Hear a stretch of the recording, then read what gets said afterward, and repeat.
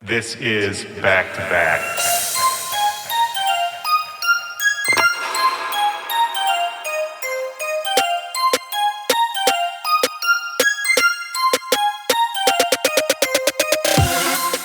Yo, what's up, Back-to-Backers? This is Willy Joy. Welcome to the show. This is Back to Back. This is my podcast. Whether you are on your way to the gym, on your way to work, or just avoiding something you don't want to do, it is great to be back with you guys. Very excited for this week. My guest on the show is a longtime friend of mine, Gent Jawns, and I finally got a chance to sit down with Long, aka Long Jawns, in Los Angeles.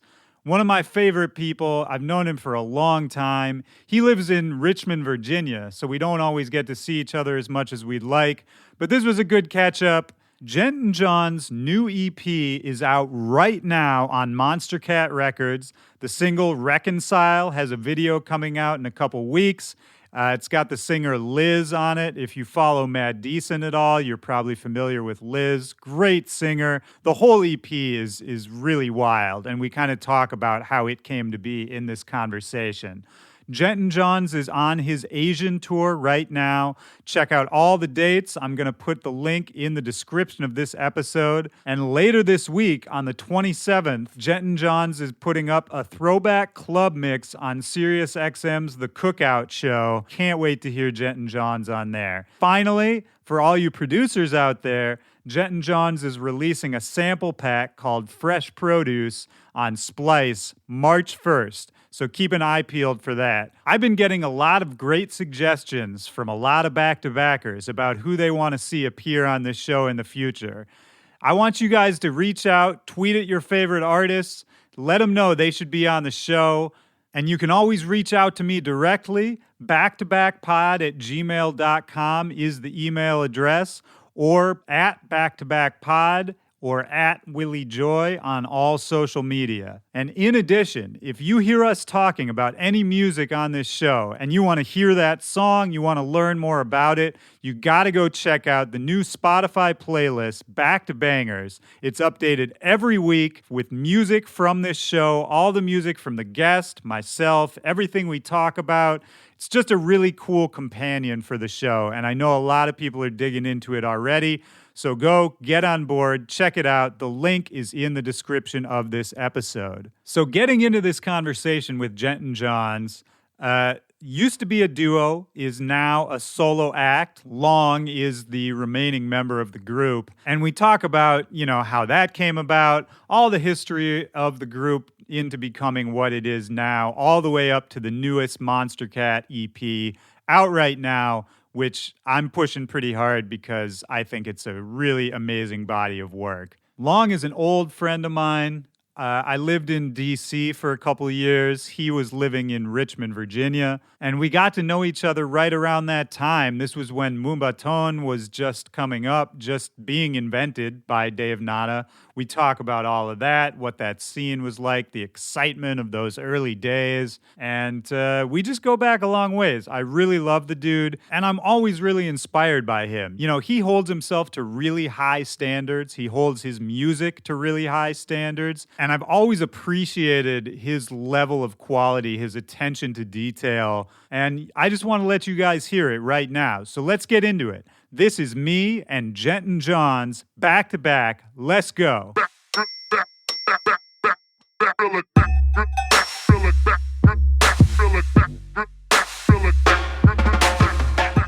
Do you like being out in LA? Like spending time out here? You said you're thinking about moving out here? Yeah, I've thought about it for a while. I do and I don't. I live in Richmond. You've been there. Yeah, Richmond, Virginia. Super chill and not a lot of stuff going on, to be honest. I think fondly of those couple times I crashed on your couch out there. It's just good vibes in Richmond. Like you said, it's very chill, not a stressful place to live, but also good people. Yeah. And just a pleasant town. It's got a really good charm, but I think it's about time. It's just I need to, just creatively, for me, that's the main thing. You feel isolated, right? Yeah, I've gotten to a point, especially being older now, a lot of the people I grew up with that helped me become who I am creatively, they're all gone. So Yeah, Like, that's a tough thing to deal with. yeah, for me, being able to mature creatively, it's important to have people to talk to about. And they weren't even musicians, you know, they were just creative people, and having people to talk to like that is important Yeah, too. yeah, and I think it's just being around other like creative people who are working towards their own goals. It's kind of just constantly inspiring, just sort of subconsciously, you know. Especially like when I was living out in DC, which I think is probably when we first met. I kind of felt the same way even living out there because right when I moved there was when all the DC people moved to LA. Yep, yeah. And so then it was just like you and me and Billy and like the U-Haul guys. And that was Yeah, kind of I wasn't really there. I well, lived, right. And you yeah. were in Richmond. Yeah. Yeah. It's just that energy, I think, like being surrounded in it. That's maybe one of the biggest benefits of LA. It's just like being around all the same people working towards the same goals. It like kind of, for me, it like normalizes it in my mind. It's like, oh no, this is a real job that everyone else is also working towards. And it's not just something I'm like doing in isolation off in my corner. For at least for me, a lot of my happiness is based off of what I'm creating and like how I feel about it. Yeah. Oh, of course. It's just become harder lately because I'm like backed in the corner by myself and like, Yeah. and you know, I'm not afraid to say it's a lot of ideas that I have are based off of hearing other people and speaking to other people and just seeing Oh, of course. what's going on. It's just become harder for some reason. Yeah, I think anyone who would deny that is just a liar, man. We're all inspired by each other. And, you know, you can hear something that somebody else is doing and it'll spark an idea that probably won't sound anything like what they're doing, but just the fact that you saw them doing it, you know, you wouldn't have had that idea from the start. You know what I mean? I don't talk to anyone at home. Yeah. Like I DJ there, and Are there other like producers or other like kind of dance oriented people in Richmond these days? I still DJ a lot there, like hip hop and stuff. Right. It's fun for me. I always love doing that. Yeah. And if I even play like a song I've made there, people will legit have no idea and come up and ask me they'll come up and be like, "Are you gonna play techno all night?"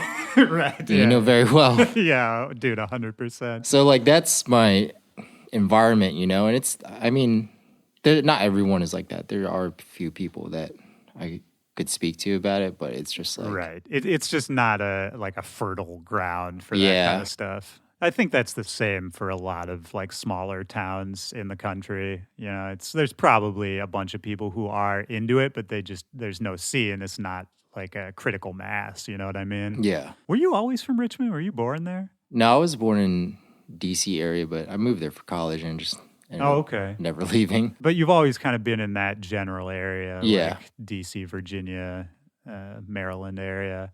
What brought your family there? Like, why were they there in the first place? They just came over from Vietnam, so I don't really know why it was that area in particular. I think What did they do for work? my dad was a engineer for the government at the patent office. Okay.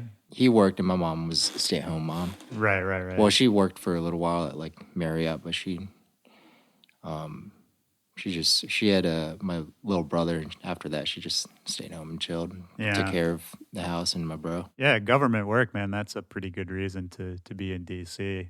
For you growing up there, you know, with first generation immigrant parents, what was DC like as a kid? Like, I've only lived there as an adult. I only know of it from a skateboarding perspective because I'd go there and skate. Oh, okay. Like, even as a little kid, you were skating? Yeah, I would skate there in high school and stuff. I mean, I didn't know much, you know. I skated and stuff, you know. I was happy doing that, but that kind of took me to like all this stuff too. Was skateboarding what opened up the musical world for you too? Yeah, because I was doing that during like VHS, so you weren't able to find music on Right. the fucking internet. And Yeah, you shit. can't Shazam it. Yeah, so I was finding a lot of music through skate videos, which is like really cool hip hop and just like a lot of instrumentals and stuff. And Yeah. Were you musical at all growing up? not till high school, I got like Magic's Music Maker. What is that? It's like this really. It came with like headphones, I think. I got headphones for like playing video games or some shit. Okay. It came with it. And I was like, what the fuck is this? And It was just like a sequencer and had like really shitty sounds in there. Okay. But I was like, whoa, you can do this? Like, yeah, that was when you realized like that's how people were making this kind of music. Yeah. That's how I started making music. But that wasn't even like, it was years after that before I took it seriously. Yeah, you weren't playing instruments or anything. Nah. So, I mean, you're skateboarding through high school. You're listening to, what, hip-hop, probably some punk, with just kind of all over the map. Did anything like really grab you? Yeah. Above the Clouds from Fulfill the Dream, the Shorties video. I don't remember that. Yeah, that song was in like that video, and I was like, holy shit. And that was like kind of the first time I heard like hip hop like that, like real underground shit, you know? Because you've always kind of had the hip-hop like roots underlying everything you do, right? Yeah, but to be honest, I listened to like the fucking radio and like Nirvana and shit up till high school. Oh, yeah. I think we all did, man. Yeah. I mean, it was harder for us to find shit, for real. We'd have to go like buy shit. Right. Yeah. Like, Yeah. No, I remember physical copies of shit. Right. And sometimes you wouldn't even know what you were buying. Yeah. Like I remember I would literally go to the used CD store in Minneapolis when I was a teenager, and I would just like go to the metal section because that's what I was into at the time. And I'd literally pick the one with the coolest cover. And I'd do that maybe once a week for, a year just to like try to find new music because I didn't know how to do it. God, you're right. I hadn't even thought about that process of acquiring music. Yeah, because I mean, you'd hear it from your friends, or like you said skate videos, but there was no centralized anything outside of the radio. Yeah, in the store, and you had to go buy it, and it was like, I don't know, I couldn't afford that shit. Yeah. That's why I went to the used CD store so I could pay like $5, for something random. Were you DJing in high school, or was that not till later? No, not till right after high school. Went to college, and What'd you go to college for? Chemistry, and I got my degree and everything. Just fucking doing nothing right now. I don't think I knew that, man. Yeah. Was it something you were interested in at the time, or were you kind of just like doing what you thought you were supposed to be doing? Yeah, man, I didn't know shit, dude. I just wanted to like skateboard, and Yeah. But like I knew there was like a step after high school that everyone had to go to. In my mind, that's what I thought. Yeah. Learning later, that's not really the case. Did you have parental pressure? Because I mean, the stereotype of an immigrant family is that they're going to be pretty hard on you for that shit. Yeah, definitely, man. Because I mean, it's that opportunity is not something that's easy to come by in a third world country. You know? Of course. So coming here and having that. And if they're first generation, it's like then, they did this so that you can now go on to do something, right? Yeah, and it's ironic because they were exactly right, but didn't realize that you could choose something like this too, Yeah, they didn't consider all the possibilities. Yeah.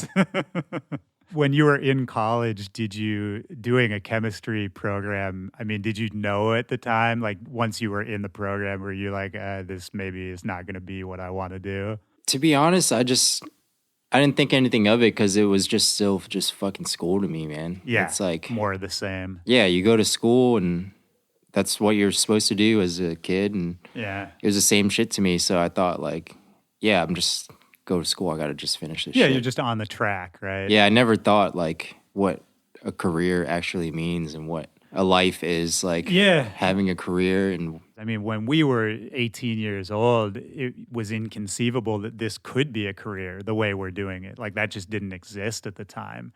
There were famous DJs, but it was in a very different... Yeah, they were selling CDs. Right, yeah, exactly. They were selling CDs, and most of them lived in Europe, and yeah, it was a very different concept of what a DJ was. Yeah, that was like a true label investment for an artist. And achieving that it seemed like fucking insane. Yeah, and I don't think I would have even been able to conceive of what that path looked like. Like if I try to think back about what DJs I was aware of at the time, like I was going to raves. I knew there were these guys in the UK and in Europe who were making this crazy electronic music that I would go to a warehouse and see one of them, once a month or something. But that to me wouldn't have seemed like a career really. Like that was just something I did for fun. And I knew like DJ Scribble. Like yeah, dude. Yeah, that's what And Mixmaster Mike. Sure, yeah. That's- Mixmaster Mike. Yeah. Yeah. Like, yeah, to me, they were all just kind of like characters. Like, I would never think of doing what they did. Were you DJing in college? How did you start DJing? Yeah, that's when I even learned about it. I didn't even know about that shit in high school. Yeah. I mean, from skateboarding, meet kids that also skate, but we're also DJs. So, did you find a skateboard crew in college as well? Yeah, I'd like right away because I lived in a dorm, and it's funny because everyone I met was from where I lived, and I'd never met them before. They're all into like graffiti and emceeing and shit too, and then of course DJing, and that kind of opened me up to being able to DJ, and that was being a possibility. You Are know? we talking about like frat parties at this stage? No, actually. Like, where would you see people DJing? This is when I met Doty. You know Doty. I know Doty, yeah. I met him, and we chilled in Virginia Beach, where he's from. And they're like, you want to come hang out at our homie's house, Disco Dave? And he's the one that I saw for the first time scratching. It was crazy because that dude was like fucking like Filipino wizards, the most insane like scratching and shit. So, of course, coming from skateboarding, like the reason I skated was because it was fun for me to have this challenge of learning this physical thing that like skateboarding's not easy. It's like over and over and over again. Like you might not even land shit. You might not ever even do it, but you try it forever, over and over again for hours every day. Yeah, no. Just to land it once. Skating, I always like bring shit back to that because I learned a fucking lot about myself and life from doing that because it humbles you, right? Yeah, man, you fucking jump down shit and like it fucks you up, like it hurts. You know? Yeah, I mean you're literally putting your body on the line, right? Yes, and why would you do that? Like why would you like hurt yourself like that? And it's because you just want to feel this happiness of like accomplishing something that's like you've tried so fucking hard to do. Do you think it's the kill same? Yourself? You know? Yeah. Do you think it's the same in production? Like while you were saying that, I was thinking because music production's sort of the same way in the sense that you have to, do the cliche 10,000 hours even to be acceptable at it, And then even then, some of the best producers I know, they'll make garbage on any given day. You don't always make a hit. Well, what I take from skating that has a lot to do with DJing and making music is just like you're learning these tricks essentially. That's all we've done. It's just we've done it over and over again, the same shit to like learn these tricks and like be proficient at them and overcome these obstacles. And from skating, that's what I learned. It's just like that's how I treated DJing when I first saw it because I saw this dude doing fucking tricks, and to me, that was just like skating. I was like, oh shit, it's like learning these tricks and you like could being think good about at it. You know? Yeah, you could think about it in the same way, and maybe coming from a skating background, you could understand the work that you would need to put in. Exactly. It all comes down to the work ethic. This shit is something that you have to do, and you just get fucking beat by over and over again, and it's something that you have to continually work because a lot of people, maybe most people, they don't do shit because it's not like a progression immediately, Yeah, you're gonna suck for a long time. Yeah, and even once you stop sucking, you'll still suck sometimes. Yeah, it's one of those things that if you don't keep like sharpening the sword, it'll get dull, right? Yeah, even if I've like gone on the road or something and haven't been working on music for like a month, and I come home and I'm like, fucking don't know what I'm doing. Yeah. I'm like, how did I make shit sound like this way? Just like totally forgot everything. Right. But once you like sit down for a little while, you're like, oh yeah. Like it's something you have to always do and work and always be maintaining. I mean, I was talking to Wax Motif. You know that dude? Oh yeah. I love his shit. Yeah, no, he's incredible. And I was talking to him, and the way he put it, I really liked. Sort of similar to what you're saying, but he flipped it a little to more of an old school mentality of like, it's like a trade or a craft, and he thinks of it in terms of that it's almost like, he's a craftsman, and he has worked really hard to have this very specific skill that people will come to him for in the same way that, hundreds of years ago, you'd go to like a blacksmith or something. Yeah. I mean, it totally is a trade, man. Yeah. I like that way of thinking about it because, again, I think it sort of humbles you, and it's like, no, it really is like, something we work hard to acquire these skills and like have this toolkit, and each one of us is good at certain things or bad at certain things, and depending on what a listener might want or what a label might want, they'll come to that person because of those skills. If you break it down. Yeah, it's just kind of crazy now because those skills seem so easily acquired now. I mean, I think that's true, but then now we're seeing the opposite problem that ease of access brings, which is that now it's so saturated and there's a lot of people who know how to do shit, but I don't think there's a lot of people who have figured out how to stand out with that. Yeah, So now the problem is that there's all these people who more or less sound very similar, and I think it's confusing for everyone. I think it's confusing for the artists how to stand out and how to like operate in a saturated market. To me, that's okay because us learning how to make shit, it was every single one of us. The way you start is to try to sound like someone that you look up to, Yeah. And I think that's the best way to start, honestly. Yeah, and that's natural. That's what you're supposed to do. But what's crazy to me now is like you can do it quicker because you get YouTube videos to tell you exactly how to do it. Yeah. But what's crazy to me now is that step in, the learning process seems like that's gotten people to the point where they are ready to make the career happen from that. And that blows my mind because I've been making moombahton. It's only because I heard Dave do it and I like just try to make a song like Dave and sound like Dave, you know? But like, it took me a while to make like a song that was mine, I feel like. I don't know why I remember this, but I have a very clear memory of getting an email from you like years, it was a long time ago. And you were like, yeah, I made this song, I think. Is it cool? Like, check it out. And it was a very, very early demo of what would be Vibrate. Yeah. And I remember opening it up and I was like that song, it didn't sound like anything I'd heard before. I didn't even know how to react to it at the time, but the thought wasn't like, this is going to be a big hit. It was more just like, oh, this is new and fresh and like exciting, Yeah, and I think people don't focus on that enough maybe these days. Like people are trying to get to the hits without just like following the inspiration. Yeah, on the surface, we see that because that's what's put in front of us. I know there's a lot of kids that just do some fucked up shit all day long, and it's on the internet. And yeah, and maybe the problem is it's harder to find them. It is harder to find, man. You're right. It's saturated, but it's just a bummer because we all have to go through that process of trying to sound like someone else. Right? Like no one's making this shit and just sounding like fucking seasoned artist in this shit off the top, Yeah.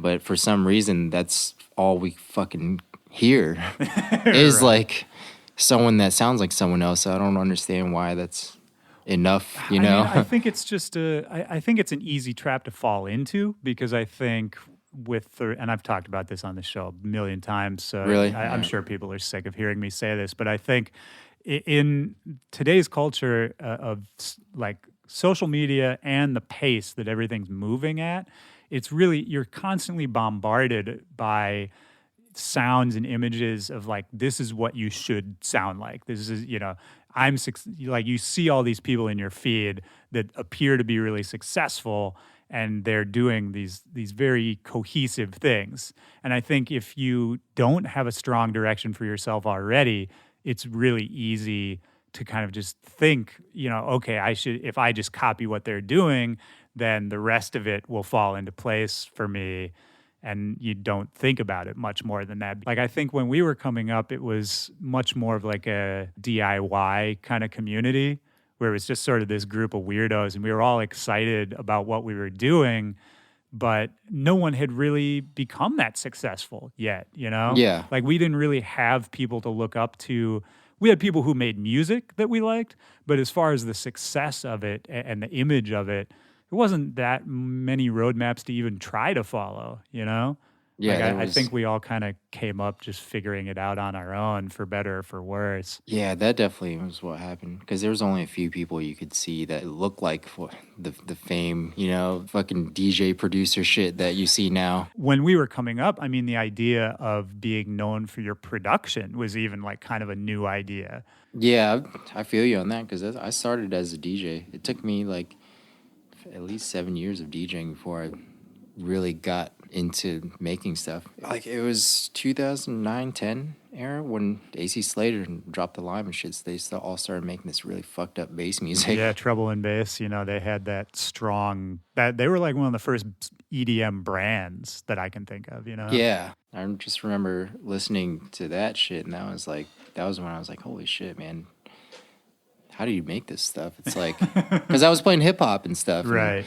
I never heard fucking jack beats, like fucked up gargle sound. I don't know how to explain it. Well, I mean, were you even aware of like electronic music, dance music at that point? Like, what was kind of your entry point for the electronic side of things? It was that. Yeah, Trouble and Bass. That era. That like bass house. I mean, there was stuff that like hit mainstream. You didn't even realize that was electronic music. But how did it even like come into your life? Were you on the blogs? I would say we, as in all my homies that I DJ'd with in Richmond, we had gone to like Diplo shows when he was Hollertronics. Yeah. Like before that, which was in Philly and Baltimore. So we would go to those, and he was playing weird shit. He's a great DJ, man. He's fucking always has been the original party rocking dude. Like, can play all kinds of shit. He'll get the crowd into like anything, And so we would go to parties like that and hear. Same with like Floss, because they were doing the same shit. Yep. Around that time. So how did we were talking earlier? You went over and you saw this dude scratching and all that. Did you start DJing shortly after that? I think yourself? right after I saw that, it was like summer, and I got a job, and it's a funny story. It's fucking so fun. I'll never forget this. I started DJing after that summer because I spent that whole summer working, saved every dime, and got 2 like Newmark turntables. I brought them home, and my dad was like, "How much were those?" And I told him, I was like, "That's like pretty much what I made like all summer." Yeah. And he's like, "Why did you buy 2 of them?" I was like, I didn't even know how to explain that shit, dude. That's like just a gap too far. Yeah, he was just so fucking mad I bought 2 of them. Like, he's like, what?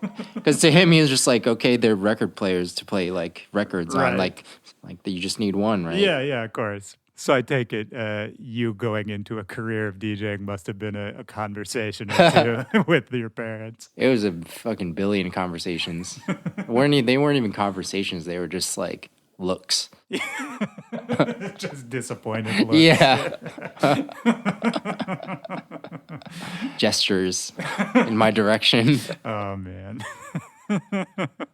Do you think they ever got it? Like, yeah, they did, man. They did. They definitely did. I went on tour with Major Lazer, and they're like, holy shit, you got to go travel and do that? And I was like, yeah, man. That was what opened their eyes up to it. Yeah. It's like serious. It's not just you like fucking around in your room wasting your time, Do you think that's what it was? They just thought you were kind of directionless, and then once they saw it was, you were actually focused on it? Well, that, and they just didn't understand that that it could be a serious profession. Yeah. I mean, I didn't really, to be honest, I didn't understand if it could or couldn't be, Right. It's a risk, Oh, dude, it's a risk every day, man. That's why I couldn't never really explain to them, because I didn't have the answer either. I think they just realized that I could do something like that and just enjoy my life, Yeah. And even if the shit doesn't work out, it's not the end of the fucking world, Well, that's good. I mean, it sounds like they were supportive then, in the sense, like, I think we would all hope our parents would want us to be happy,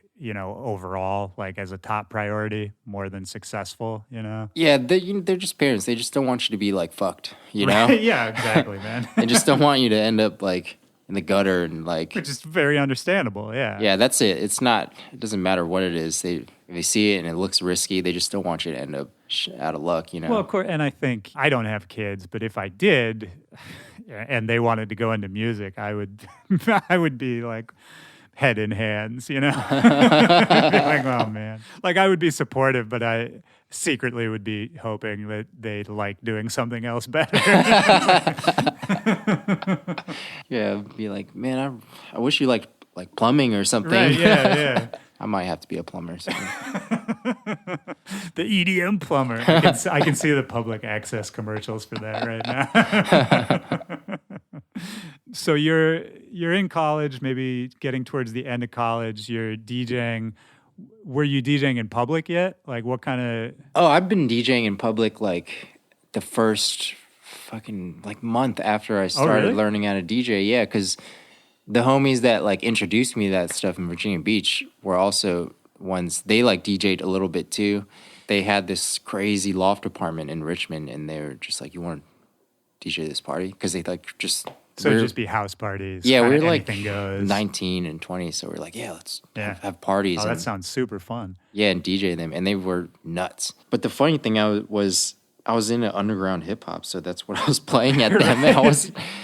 I wasn't even like didn't even understand the concept of like party jams and club rap, and I was playing like Grave Diggers. Yeah.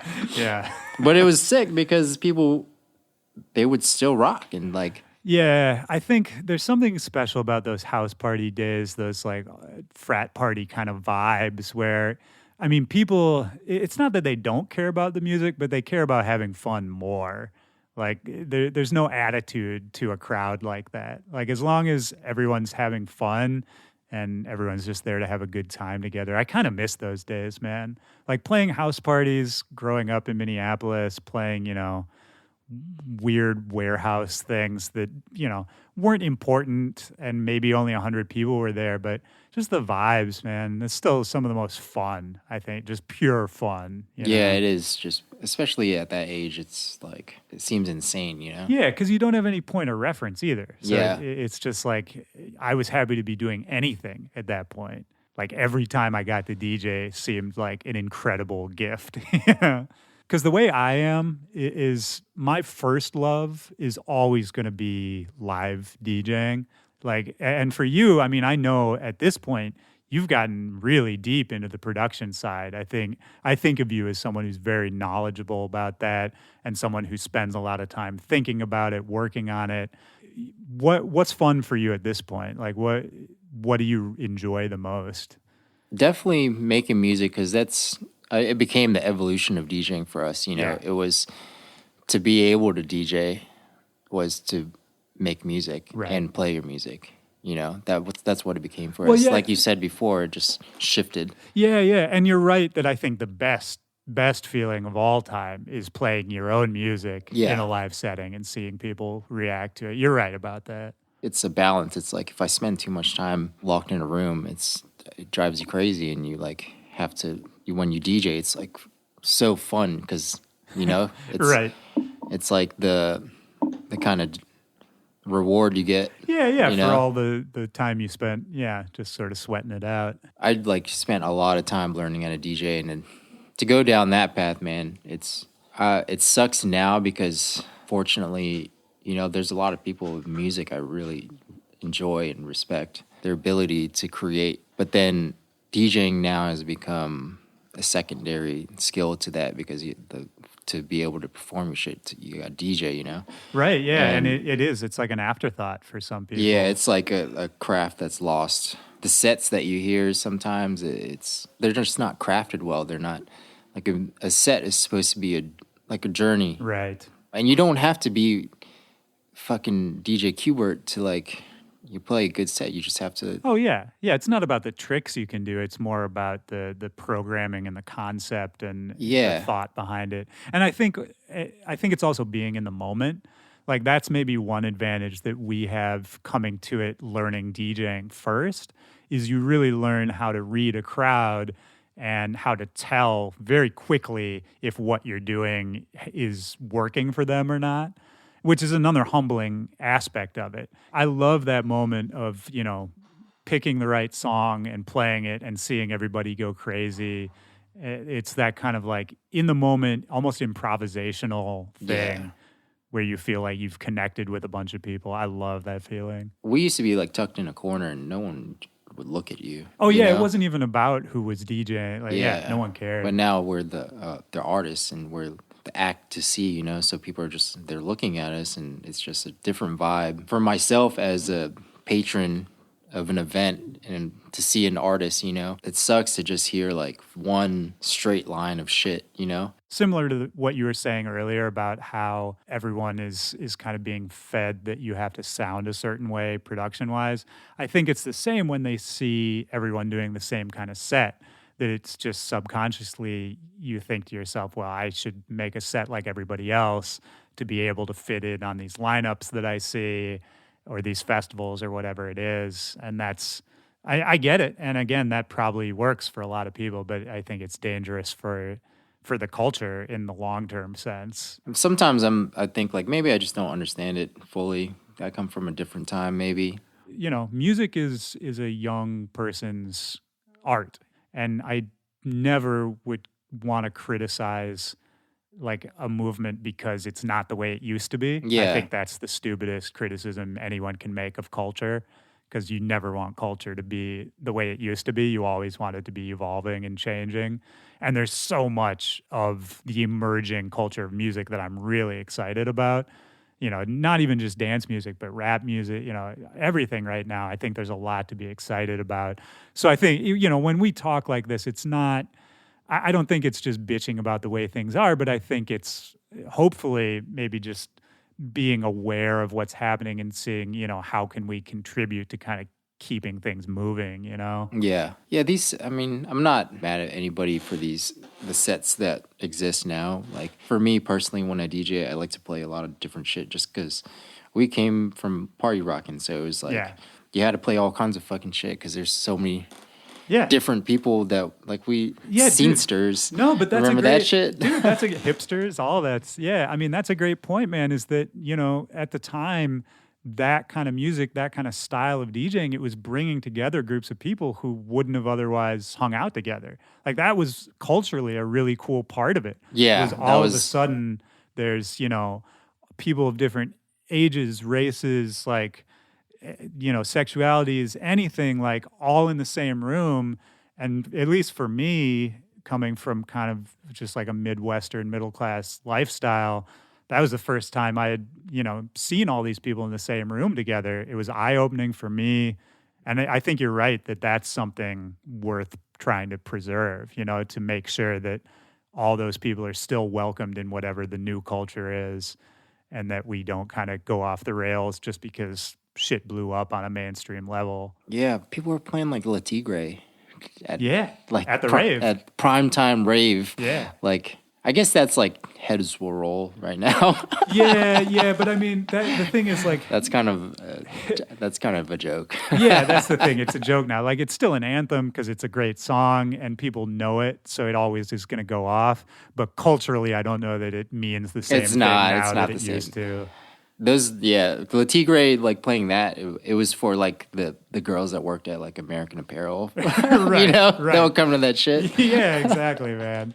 But I want to move forward a little, you know. So, I mean, you've been DJing.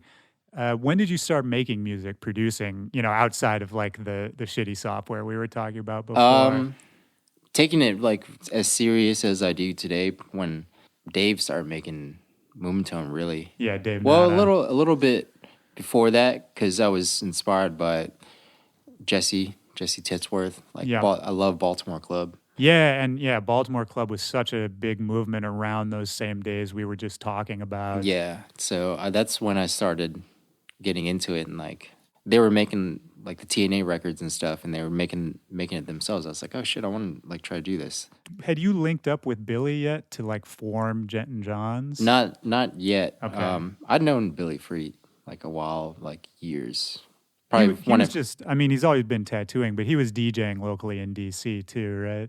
Yeah, because he met Dave, and they're like best homies, you know. So yeah, he started doing that stuff too, and that's when I was like, oh shit.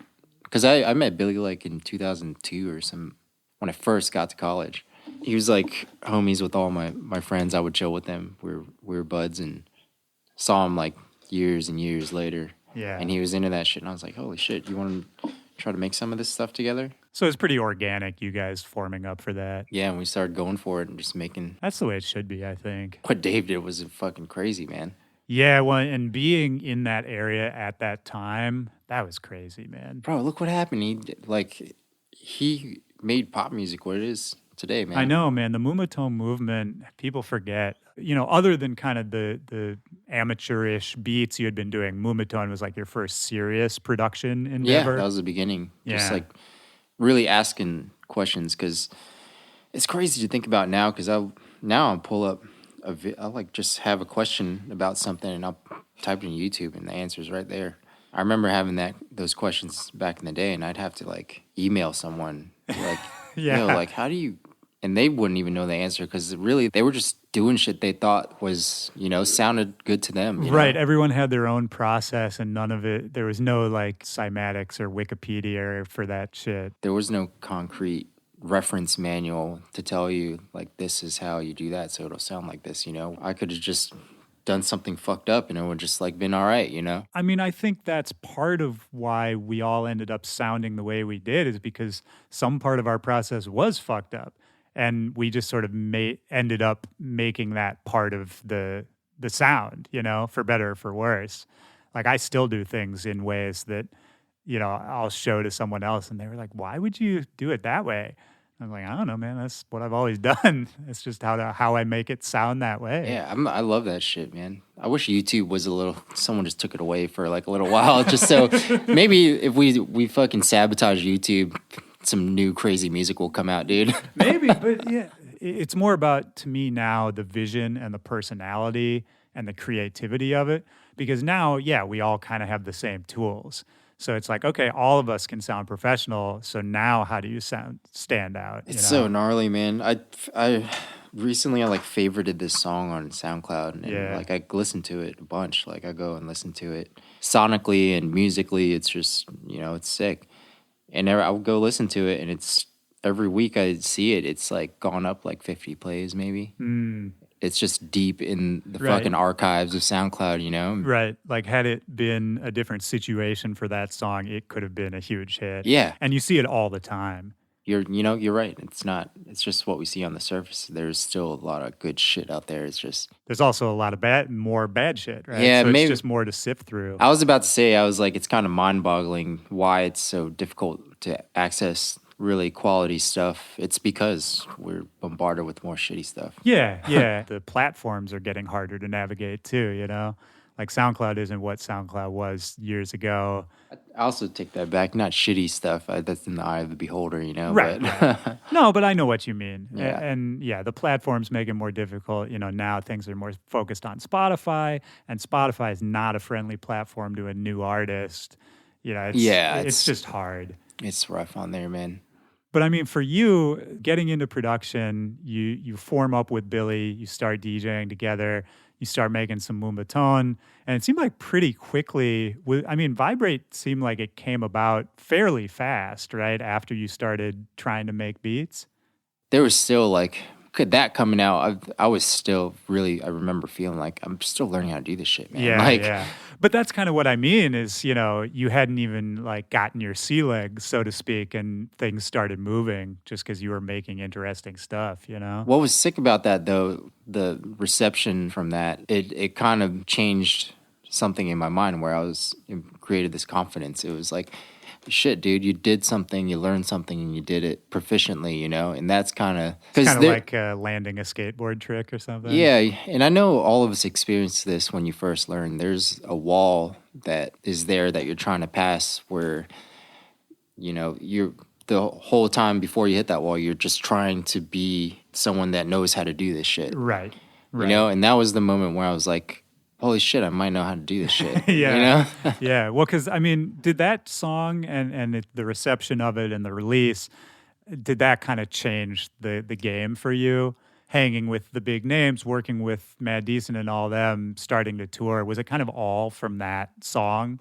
Yeah, it was, because that's really, that was when Diplo started playing moombahton and stuff, and that's the first time I heard it live was him playing it. I was like, that's crazy. That was crazy to me, Yeah. For anybody, anytime that dude plays you've just been in your room for forever. And Yeah. if that dude plays your song, of course, it's Yeah. gonna be crazy, you know? Yeah, no, and especially in those days, I can't think of like a bigger tastemaker for what we were doing. He's always been. I you mean, know? he absolutely always has been, but in those days, I couldn't even think of anyone competing with him. You know? Yeah, Floss. Yeah, to me, pretty much, yeah. What was it like? Him playing the song, you first meeting him, and then working with him pretty quickly after that. What was that whole process like? it was great, man. I learned so much from doing that, you know, and having that opportunity. Just it really kind of set my mind in motion to work as hard as I could to do this, you know, that it wasn't just me in my room anymore. Were you in the studio with him at some point? Yeah, we went a bunch for like a bunch of different stuff, you know. Yeah. Because what you did, a song with him on that Express Yourself record, you remixed Express Yourself. Yeah. And then there were a couple other things around that same time, right? Yeah, we made Butter's theme with him, and Express Yourself, we just did that. We were just like, fuck, let's remix this because Just for fun, yeah. for fun, yeah. It was like, we all loved that song. We still do. Well, it was revolutionary at the time. And that was when trap just started, man. And that I love that song so much, creating that song, because Which song?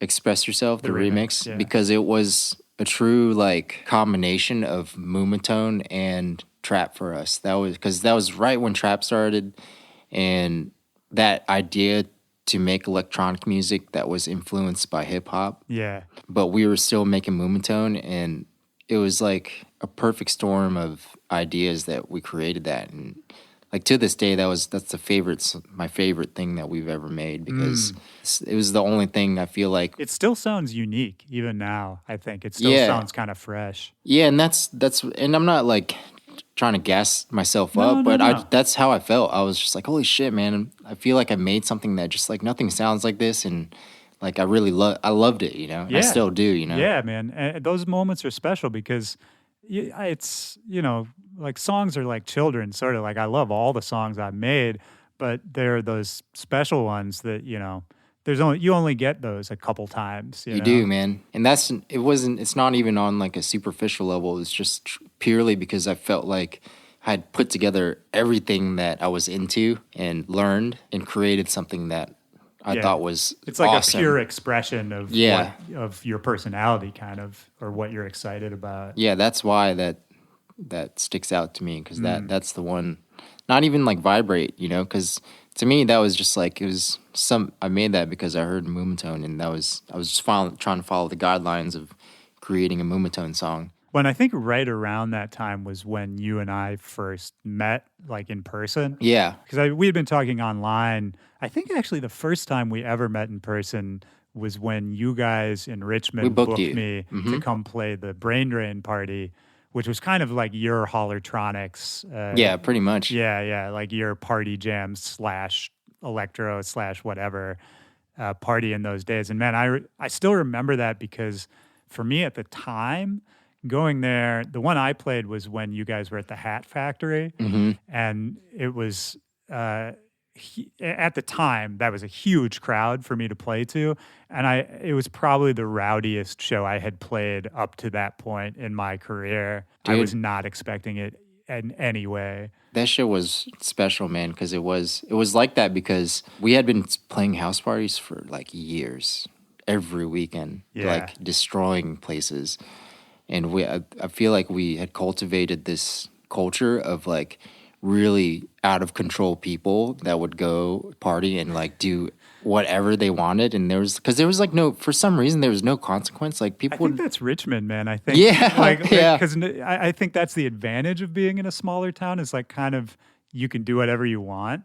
And maybe because there's less formal institutionalized things to do, people like just do wilder shit that they think of, Yeah, people's houses were getting like fucked up, man. And people were cool with it though. They were just like kids and they were renting this place and they had no concept of like consequences. So they're like, yeah, dude.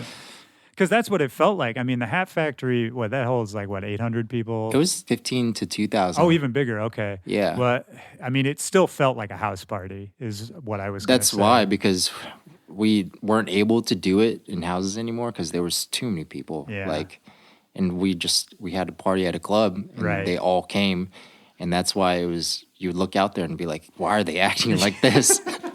Yeah, dude, 100%. And it was cool. Like it was great to meet all you guys, and it was such a good group of people, and you could tell there was a culture there that was unique and that was something you guys had built. When did you start playing shows off of your tunes, like off of Vibrate and all that? Did that happen pretty quickly? Yeah, we got some shows. It wasn't like a barrage of opportunities Yeah. of shows, but Was that shortly kind of- after Vibrate. Yeah, like the Vibrate and working with Diplo and all that, I would assume is when you got like management and booking right around that time. Yeah. And then it was definitely after Turn Up that was the big push for actually getting a good amount of shows and traveling and I mean, that DJing. song, man, that was a foundational song of a new genre, That's new genres only get a few of those kind of songs. I Yeah. think. Did you know when you made it that it was? Did you feel a different way about it? Did you think it was a special thing? I remember just knowing that this is what it needs to be because I had been listening to a lot of dubstep at that time. And dubstep, is so fucked up. Like, it's Right. sounds, Yeah. the like aggressiveness and energy of those songs. I've been listening to a lot of that. And like we've talked about, I've been playing hip hop forever, Right. So you could connect with it sort of on an instinctual level. Yeah, that's a really good way to put it because that's how I felt. I was just like, to me, it was like, duh, like this is. Yeah, like almost like, why didn't we do this sooner? Yeah, up until then, I hadn't even tried to make any kind of hip hop song, but that's what I had been DJing for years and years. Right. So to do that, I was just like, oh yeah, duh. Yeah. You already knew what you would want to hear. Yeah, like if I was to go and find a song, that's what I wanted to make, like a song that I wanted to find, How was your experience of, putting out songs that all of a sudden all these big dudes were playing, all of a sudden you're getting, a fan base, you're going on tour. Like, did that shift in lifestyle agree with you, starting to get out on the road, starting to be part of like this bigger global community? To be honest, I don't think so because I still feel the same to this day. It's like, I don't know why. Maybe it's just me. I feel like I'm being too hard on myself, but like You're always hard on yourself, man. it's because I want this like the like happiness you get from creating something that you're just like yes, like this is what I wanted. This was what it was in my head. Right. This is what I wanted to be. That happiness is like unparalleled to me. And that's. And I'm not saying it as a criticism. I think probably if you weren't so hard on yourself, maybe you wouldn't make the same things you make, Yeah, maybe. I don't know. But like the shit that comes with it, it's like going to play shows and like doing this. It's like nothing has changed to me. It's like I've been DJing for a while. I'm used to like, being in these atmospheres and being Yeah. around people, and none of that's changed. So it really comes down to just like making myself happy and like making this shit, I think that's good that sort of you can still have the original intentions and not have, the vision be changed by, the lifestyle or anything like that. I think that's good. I think that's something we should all try to hold on to. Nah, man, it sucks because it just like you like kill yourself in your mind. You're like, I'm like too aware. I feel like Yeah. I'm hyper aware of it, and like, Well, yeah. sometimes I'm like, dude, just enjoy this. You're like, you get to DJ and make music. You don't have to go to work, Right. But some days I'll just be, especially this past year, man. Like, it's so easy for me to get bummed on this shit because I'm just all I want to do is make something that I'm like proud of, Right. Did it change for you? So, Gent and Johns was two people and now it's one person. How did it change for you, kind of the experience of it once Billy left? Did you look at what you were doing in a different way or operate differently? Yeah, it's definitely different because it's really fun to do this shit with your boy, Yeah, well, and you could tell, man, like, if we would play shows together, you, me, and him, or just even chill together, like you guys obviously had a connection, like a long-term friendship. Yeah. It wasn't just like a music thing or a business thing. Yeah, it's, definitely changed. But creating music-wise, like, I already still spent, like, countless hours doing it. So it was like, Well, Well, I remember Billy complaining about like how nitpicky you would be about Yeah, I am, and I know that it's like No, but I don't mean that again. Not negatively. I think again it's why it's high quality music. But Billy was such a like intuitive kind of guy. yeah, he just whatever was in his head, he'd be able to put that shit into the computer, Right. And I was just the opposite. I was like so zoned in, like seeing atoms on the fucking screen, Yeah. You're looking at the DNA. Yeah. Well, just briefly, as much as you want to say about it, like how did it end up becoming a solo project? Like, how did he leave, and how did that sort of affect you at the time? Just real life, man. He has a beautiful child, and he had to make a choice because this lifestyle is. He was on the road too much. Yeah, it's not seeing his family enough. Yeah, and like a developing human being, like you have to make a choice, and I would have done the same thing, Right. I mean, when you put it that way, it's not even much of a choice, right? It's just it's like it's really hard to be healthy doing this. Even if you don't drink or anything, right? It's still difficult because it's just like. Takes a toll. And he never stopped working as a tattoo artist either. Yeah. So, he had this other part of his life that was not on hold, but I'm sure he could put more attention to that if he was home all the time. Yeah, well, that's still like he's like really good at that, and that's what he does. So, and his job was cool because we would go do the shows, and he could just miss days, and they were totally cool about it. But still, that is also something like he would still do. And coming back from going on these trips, it just like destroys your body. And then he has to bend his neck all day and like tattoo people for hours, Right, yeah. So I didn't even think about that. Like all your time and energy is, he's getting drained. It's a good little like EDM Wikipedia entry that, he's tattooed so many famous DJs. Yeah. I feel like nobody knows that. Yeah, they don't. He has, man. All these people at festivals have seen his work. He's an incredibly talented person that can do anything he wants. Yeah. That dude is one of those people you meet and you like show him something and he'll fucking be better at it than you. Like really, like the next time you see him, Right. It was a bummer not having my homie with me, Yeah. I don't want to gloss over all the awesome shit too. Like I remember when you guys went on tour with Major Lazer, and that was at the time for people doing what we were doing, that was a big deal. Yeah. And you guys, you did it kind of DIY. You hopped in the car, right? And sort of drove it yourself, followed the tour bus around. Yeah, we got like the cheapest car we could. It was like a Fiesta. It's tiny. It's so small. Yeah, we followed their bus. We not follow like literally, but we would city to city drive yourself. Yeah, we would just drive ourselves. But that was actually awesome because that was the first time I ever got to do anything like that. I didn't even care that we weren't on a bus. That's the thing, right? Yeah, you don't even know. Weren't you even carrying your own equipment? Like you were bringing turntables to the venue? Or am I making that up? I don't remember. I feel like maybe, yeah. I don't remember. Yeah, no, I don't remember either. But no, it was just cool to see you guys start doing these really big time things. And I mean, it was inspirational for me. The music you were making at the time was definitely inspiring what I was doing. That was a fun era of life and music, man. Yeah, the early parts of this because that was just really like a huge turning point in music too. Yeah, EDM was like becoming EDM, right? Like it was coming into mainstream consciousness. Yeah, and it's still kind of crazy to me that it's become popular music, Right. It really has. Yeah, absolutely. I mean, for a while, it was the biggest genre, in the country, which is insane to think about, outside of pop music, I guess.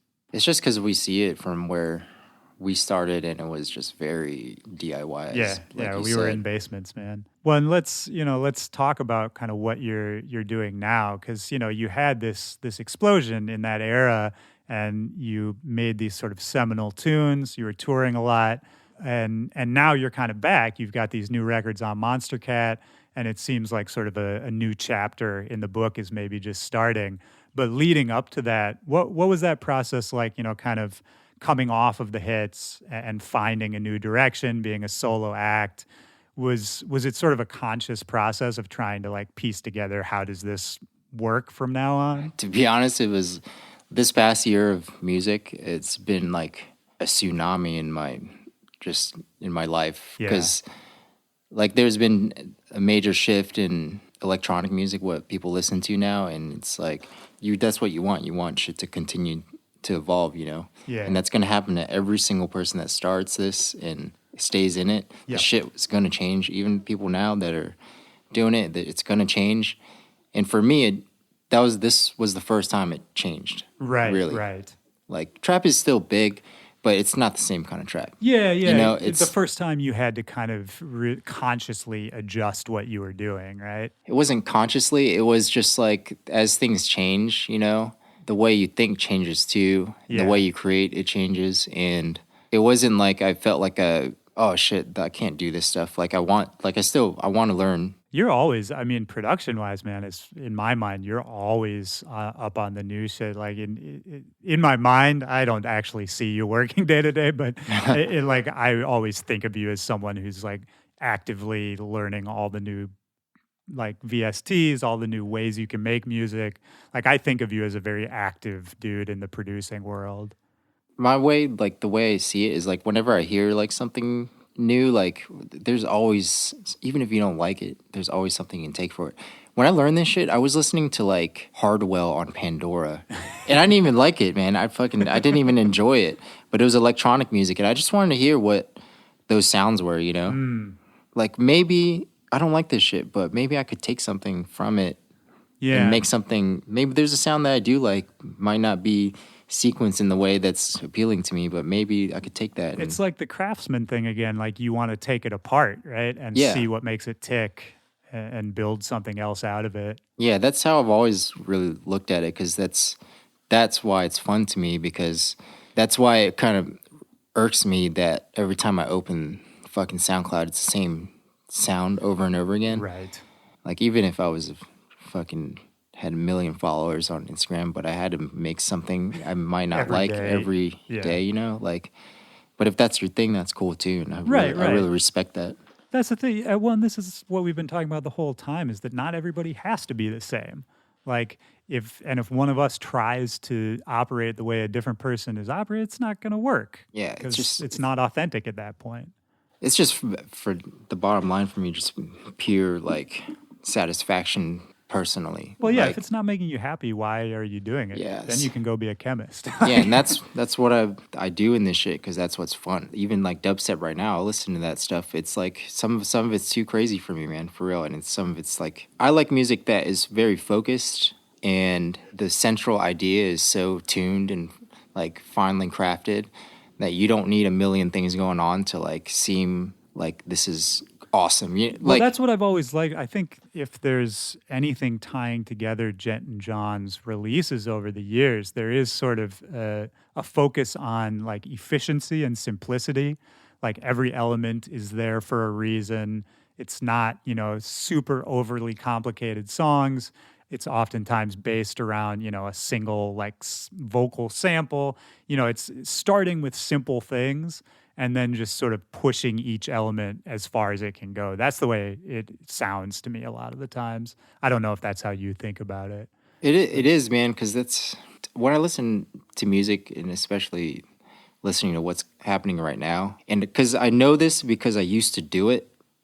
I used to try to make shit really fucking complicated. Yeah. Thinking like that would show my ability. Right. You're almost making music to show off rather than to make a good song. Yeah, like I've done that. Oh yeah. You learn that's like a excuse. Right. Like the best music to me is the tunes that it's just like seems like so fucking easy. Like you listen to, you're like, oh shit, I can make this. But really, I've learned when I hear those things, I'm like, holy shit, they've managed to make this incredible song with just these things happening. It's one of the hardest things to do. Yeah. I mean, even thinking about, the newest records that you just put out with Monstercat, like while you were talking about making Express Yourself, the remix, I think about the Monstercat release, and you have, sort of a dubstep song on there. Yeah. But again, it's your version of dubstep, right? A combination of styles and sounds that makes it fit into your world and is kind of this is what I think is cool about these sounds. I hope that's what it That's what it reads seems to like. me. That's what it reads to me, man. All right, I cool. don't know. Like, Because that's how I felt about it. I told you I used to listen to dubstep. I was into that for a long time, you know. yeah. But I was listening to like Trolley Snatcher, and when I made that, I was like What's that song called? champion sound. Right, Champion Sound. So when I worked on that, like because I was listening to dubstep now because it's like back. It's always in the beginning that's the fucking best shit that comes out. Yeah. And that's like when it started coming back. Yeah, and I was listening to it, I was like, oh shit, I felt that energy, you know, and I was like, I want to make a dubstep song. But when I worked on it, I was just like, but I really miss hearing the stuff like I was listening to back in the day, which was like there was a lot of triplets and Right. it was just like A single. little more groovy than a lot of it is now. Yeah, it was a lot of it was like single sounds too, and Yeah. I was just trying to like encompass that vibe again, you know. Yeah. And the dub part of it, it really came about because I was like just going through samples and I like found all those like vocal samples. I think it's from like a Jungle pack, Right. dude. It wasn't even. But sometimes that's all you really need to inspire a tune. It doesn't have to be more complicated than thinking, hey, this vocal sounds cool, and then just kind of following where that train of thought goes. I think sometimes those are the best songs you can make, is just going off of instinct, you know? Yeah, man. I was just like, wow, this is.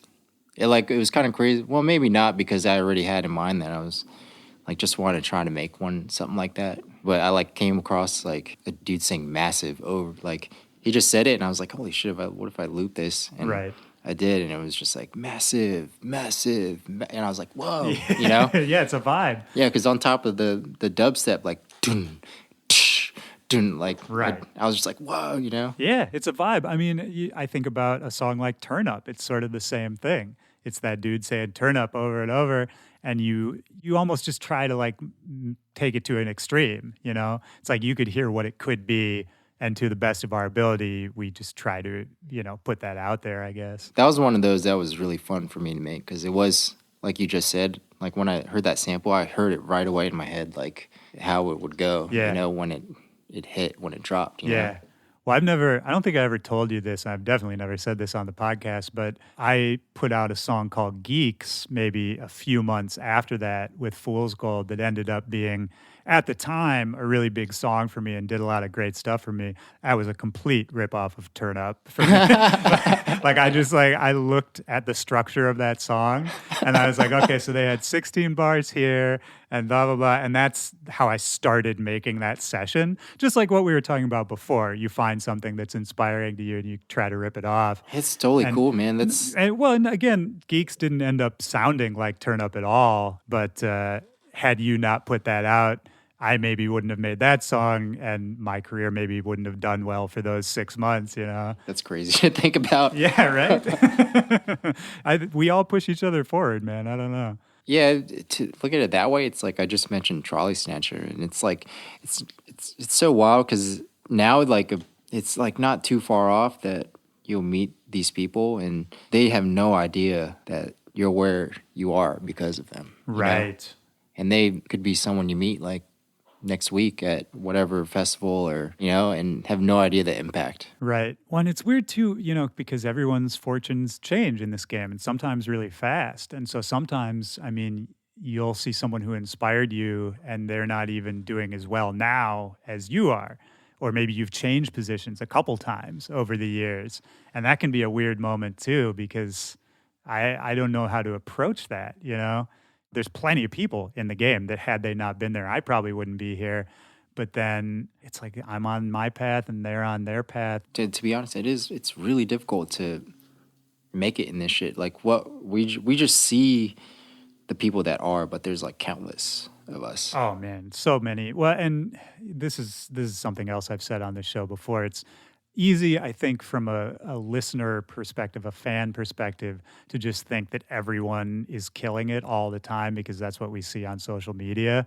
But then you get into it and it's like, oh, actually, very few of us are killing it all the time. Yeah, Yeah. I'm able to like still just not go to work and wake up and fuck around on the computer, and it's like still it's like That's blowing. the real victory, right? Yeah, to me, I always for real, that if I'm doing that, I'm like, because I worry about this shit all the time. It's like we all do. We're like, fuck, man, we doing enough? Is it going to be like done? Are we going to move forward? Especially the longer you do this shit. Yeah. A lot of the kids coming out now, it's like they come up really quick too. And, you know, I hope it's going to be good for them. Right. But because we've seen what we've seen, you Yeah. can kind of see the longer view on it. Yeah, just a heads up, you know, like this shit isn't fucking concrete. It's not guaranteed, yeah. Yeah. Well, I mean, for you, man, let's talk about, just to wrap it up, you know, what you've got going on right now. I mean, you just put out this EP on Monstercat, which I'm a huge fan of it. I thought it was like a great entry into the catalog in that it really sounded like you, but it also didn't sound like what I've heard from you before. Like what I'm about to tell you, like you'll hear it and you'll be like, oh, yeah, actually it sounds like that. That whole thing was an identity crisis for me.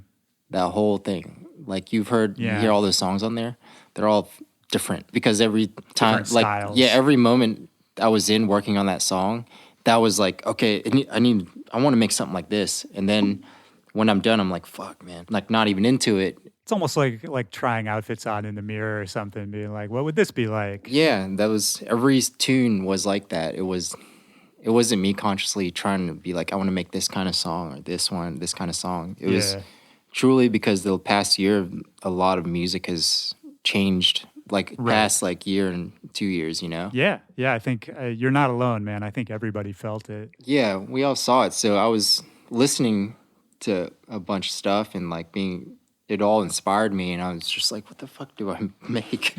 You know? Right. And like, I'm only, like, you know this, but maybe other people don't know. I'm fucking really slow. I'm so slow at making shit. It takes so long. Like for real, the meaning took me a year, not because it was just because I kept changing my mind and like couldn't figure out this part, and I had to set it down like so many times. Sure. You know? Whereas other people, I'm sure they'd be like, just fucking finish it, do this and finish it, you know? Right. But it's what, you know, for better or for worse, man, I think that's what makes you and what makes your music sound like your music, you know, is that attention to detail. Thanks, man. It's funny because I worry about this a lot where, like, you say that, and I really appreciate it, but when I listen back to these sometimes, I'm just like, I just spent, like, countless hours, like, moving this EQ up and down. That was it. It wasn't even like I put in these really cool grooves here and there. Right. The attention to detail was like something so like something that maybe no one else would even notice. Yeah, it's something that really at the end of the day like didn't matter. Yeah. No, that's fair. And I mean, maybe there's something on that other side that, you know, maybe a doctor would have a diagnosis for that. But no, man, I was really stoked about the whole record. I think it's a great record, and I was happy it's coming out on a great platform. And I want to see what comes up next, man. You know, what are you working on right now? What are you excited about? Since I just finished all that stuff, and I had some other work that I've been doing that it's not totally for me. They were like remixes and stuff for people. Yeah. I've been doing that. We're making the Diplo and Friends mix. I have another mix. So now soon I'll have time to create original stuff again. Yeah. And you're out here doing what, a music video and for Reconcile, which will be coming out soon. Nice. I don't know, man. I want to make club music again in the sense of something like more simple, dude. Yeah. And like bring it back to the party vibes. Just something simple, but like has a hard like a lot of, you know what's this song is really sick. That Whipped Cream remix. I know exactly who you're talking about, and I forget who the remix is for, but it's the Skrillex Humble remix. Right, that remix is so sick. Shout out to Whipped Cream, because that was like what really perked my ears up about her too. Yeah, dude, I heard that shit, and like if I had made that song, there's like a part at the end, and no diss to you if you ever hear this, but there's like parts where there's low end in that I would have like had a mental breakdown about if I like put it out, because I was like, holy shit, this is not.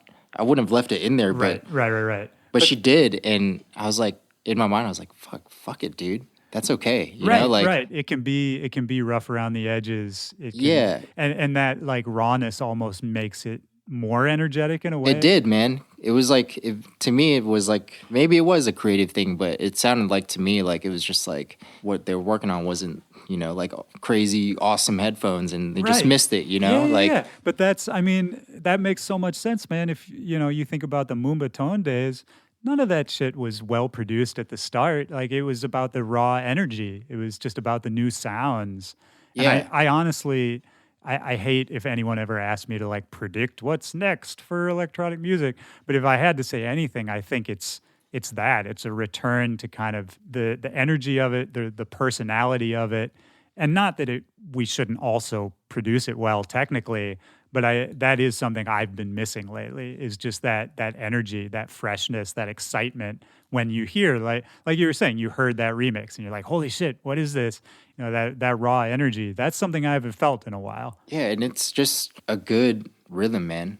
And a lot of those sounds she just sampled from the original Skrillex remix, but Yeah. she just the way she sequenced it. It was just like, fuck, this is Sick. yeah. It So makes you sick. want to like this. I'll leave it with this. Like Wes told me one day when I was on that Major Lazer tour with him, I was like, it was like very early in Major Lazer. I was like, what's your goal with this? And he's like, man, I'm gonna make this shit pop music. And I was like, holy shit. Yeah, I was just like, how are you gonna do that? And pretty much he just told me like, I just to make good dance music. And like, I remember sending him something and he said to me, this is too hard to dance to.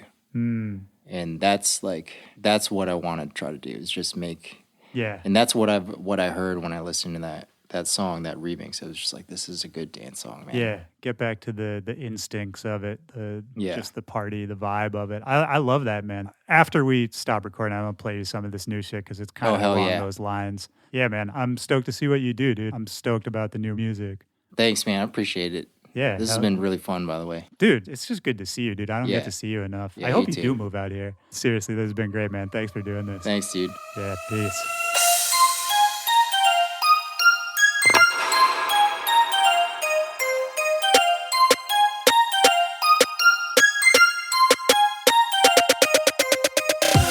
All right, that's the show.